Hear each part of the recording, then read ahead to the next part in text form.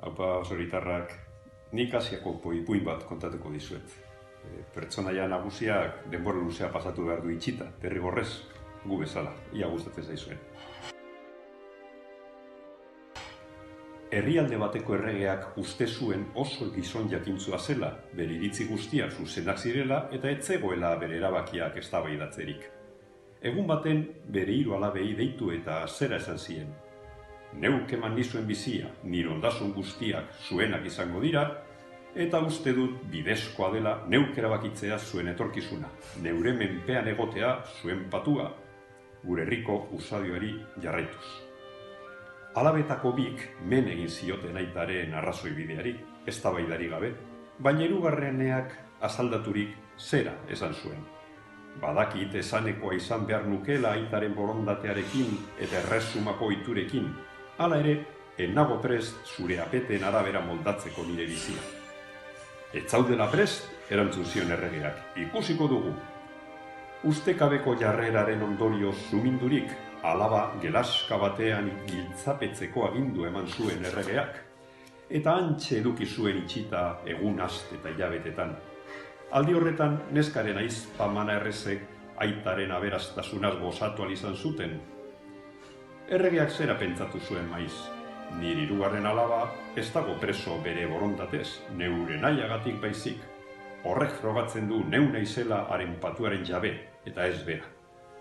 Herritarrek bestalde ez zuten arrazorik ikusten erregearen erabakia gaitzesteko.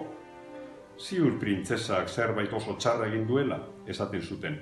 Bestela, gure errege zuzenak ez zuen hain txarto tratatuko bere gola daraman neska gaztea. Erregeak bizita egiten zion lantzean behin alaba menderak aitzari, honek pixkanaka kemena galdu eta azkenik jarrera aldatuko zuelakoan.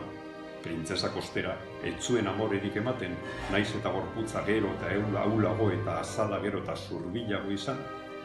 Zenbait urte igaro ondoren, erregaren pazientzia agortu egin zen.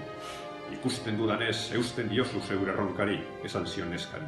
Horrek ondo ezik sentiarazten nau eta gainera nire aginpidea zalantzan jartzen du. Ez zaitut inguruan nahi.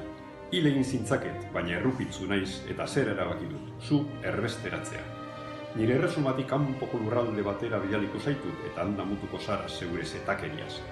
Toki madarikat horretan piztia gaiztoak eta gizartean bizitzeko gai ez diren gizaki zaputza baino ez dituzu topatu.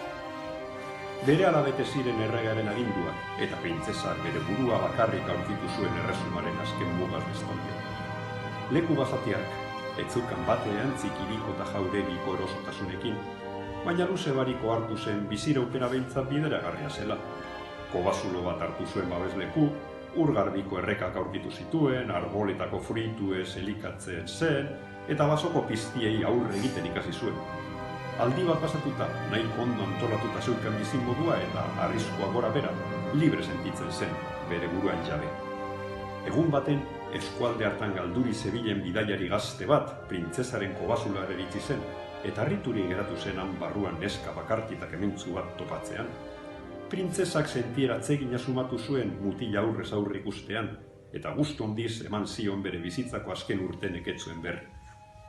Kontakizuna aditu ala, bidaiaria liuratu joan zen printzesarekin, eta amaitutakoan, bere jatorrizko lurraldera elkarrekin joatea proposatu zion.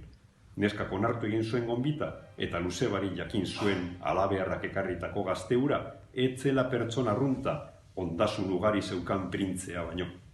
Denboraren poderioz, maiten binduta eskondu egin ziren, eta urte askotan bizi izan ziren elkarrekin zoriontsu eta libre. Haupa basauri.